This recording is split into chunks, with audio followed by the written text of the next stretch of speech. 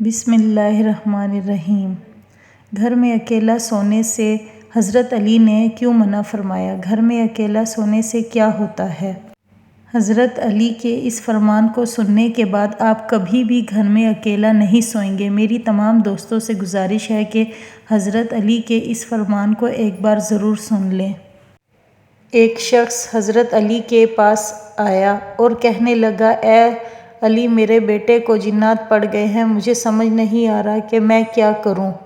اس شخص کی بات سن کر حضرت علی نے فرمایا کہ کیا تیرا بیٹا گھر کے اندر اکیلا سوتا تو نہیں ہے؟ یہ سن کر اس شخص نے جواب دیا، بالکل ایسا ہی ہے، میں اور میری بیوی گھر سے کام کے لیے نکل جاتے ہیں تو میرا بیٹا گھر میں اکیلا ہوتا ہے۔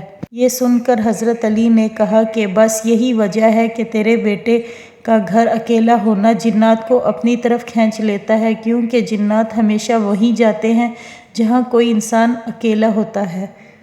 ایک بار محبت سے درود شریف پڑھ لیں۔ میرے چینل کو لائک کریں، سبسکرائب کریں تاکہ اچھی ویڈیوز آپ کو ملتی رہیں۔